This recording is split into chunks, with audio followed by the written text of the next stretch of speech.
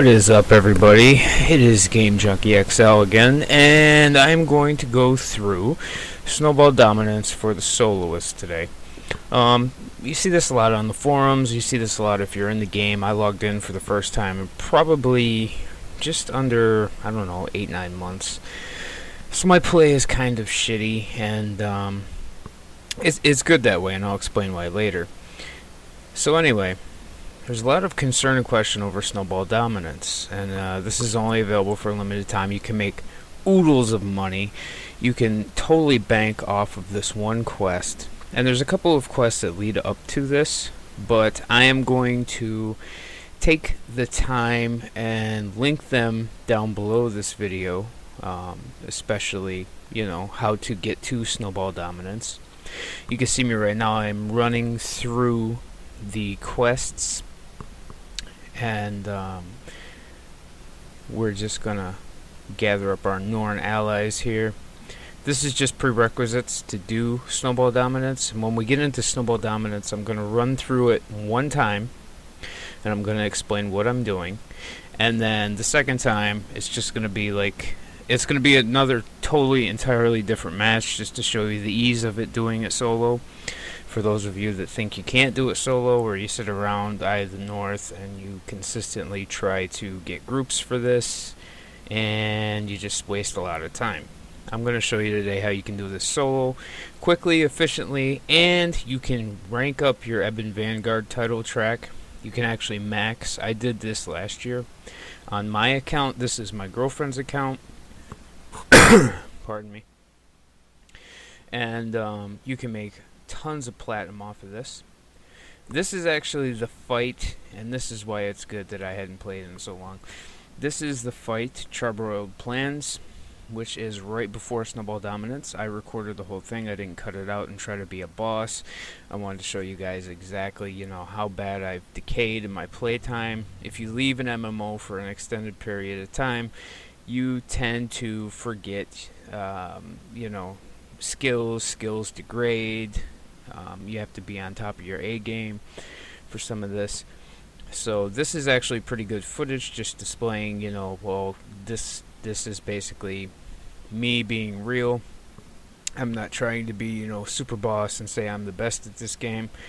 I'm nowhere near the best. I'm a pretty epic soloer on this game, but there is a lot of also, you know, top soloers that outdo me, but I'm pretty high up there. I've done a lot of things that you know, many people say you can't do in GuildWars by myself 100%, and even before the full hero party. So this is basically just footage of me stomping the hell out of some char. And actually I didn't have my headphones in at this point, so I didn't hear the Siege Devourer show up, and you can see my team will start getting blasted on, which basically shows you that you have to be pretty well prepared when you come in here to do this. And even if you're not really, because this account isn't epically geared like my account is, but it's still very doable if you pay attention and you pick your targets and everything like that. So it's basically just a testament to say, oh, you know, look, you don't have to be, you know, top of the line gear, you don't have to be top of the line skill sets, because obviously if you look at my warrior skills here, they're not actually set up very well. When I left, this was just like a farming build for doing Nicholas the Traveler gifts. I don't remember what week I left off on, but that was a good skill set to do it with. So basically we're closing out this quest. You're going to see my team start getting bombed here in a second. Basically after you get past the Trihorns, it's the Trihorns are actually pretty difficult in themselves. They're big meaty targets. They're pretty hard to take down. You can see, you know, I'm running with 3 Necros here. I have, of course, my Mesmer. Even though I'm anti-Mesmer for Guild Wars 2, don't ask me why. Basically because I know how powerful and devastating they can be in Guild Wars 1, and I just don't want to see that kind of relevance in Guild Wars 2. I don't want one class balanced over another. You know what I mean? I want everybody to be basically on an even playing field. So that's probably why I'm anti-Mesmer. But I always have a Mesmer with me in GuildWars 1 when I play. They're very beneficial. I believe this Gwen is a panic Mesmer. You obviously don't need this setup to do Charbroiled Plants, but of course anything that gives you an edge is going to help. It's basically just a siege quest. There's a couple in the game, and if you've played the game extensively, if you're not like completely a new player, you should know what to expect from this. And you can see I didn't stay right where they wanted me to stay on the snowdrift right there by the Eye of the North entrance. I went over on the ice a little bit, and yeah, it slows you down if you stay stationary on the ice, but you want to get clear as quick as possible. And it doesn't matter if the Norn die. It doesn't matter if, you know, any of the NPCs. I think I show you Thackeray here died. It doesn't matter. Basically, all you're trying to do is survive and finish the quest. The quest is, of course, from Casey, who is inside, and my cat is going apeshit right now. Yeah, but the quest giver is inside, and as soon as you go inside, you know, it will respawn, and they'll all be all healthy and happy again. So there's no harm, no foul here, I guess you could say. Now, I'm just going to go ahead a little bit.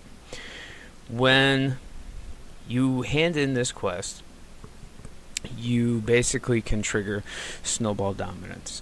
And what you're going to see is, after I run my first Snowball Dominance and utterly defeat it, you'll see I hand in the quest, and then I go into my Hall of Monuments on this account, and I zone back out and pick up the quest again. Now the reason for that is a lot of people get stopped in their tracks like, oh, this is only a one-time quest. No, absolutely not. You can do Snowball Dominance as many times a day as you want. You can basically abuse the system by doing this quest just repeatedly over and over and over and over and over again. There's a Siege Devourer. But you have to zone every time you hand the quest in to get the quest to re-trigger. And just going into the Hall of Monuments, you can actually map zone back into the Eye of the North from the Eye of the North, and it should reset. It used to. I don't know if it still does. Again, I do apologize for my hoarse throat and coughing, but it's been kind of a rough morning, so excuse me. So we're getting ready to take down the Siege Devourer. Then we will go hand our quest in and basically start on our Snowball Dominance. Well, we got to clean up the field a little bit here. For Charbroiled Plans, it's not the Siege Devourer is now your main target. It's basically everything. Everything has to be down. So just remember that. Don't, you know, save face and be like, oh yeah, I took a Siege Devourer down and it's just me and I have like 34 health and there's still 6 char and I'm good. You're not good. You know, you're still gonna get in a world of hurt. So this is what I want to point out. Okay, you can only bring one hero in here as a soloist. You want to have a necromancer, and you want to put micromanaged skill bars up where you can easily get to them. And you'll see why in a second. I'm going to show you how to start this match off.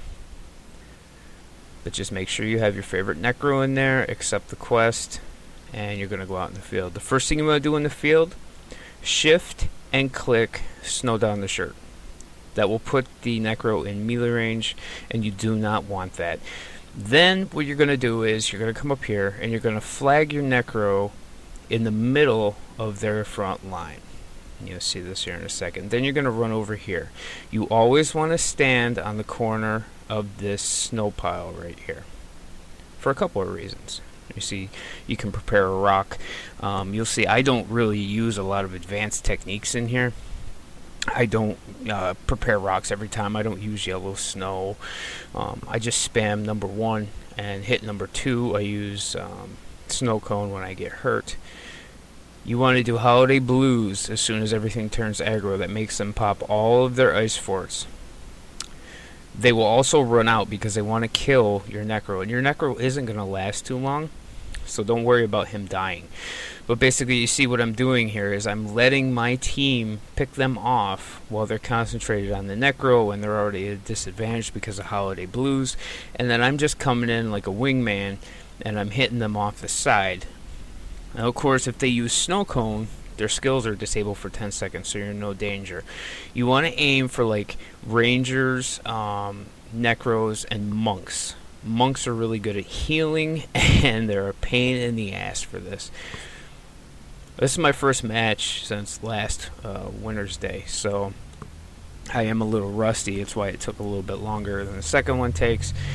But you see just how easy this is. You don't need 2 people. You don't need specific people say, oh, you have to be a ranger or a necro to do this. Bullshit. I'm a warrior and I'm handling it just fine. You just want to, you know, spam your 1 until your 2 comes up. Hit your 2, does the most damage, knocks them down. It's good. You just keep rinsing and repeating this, picking them off.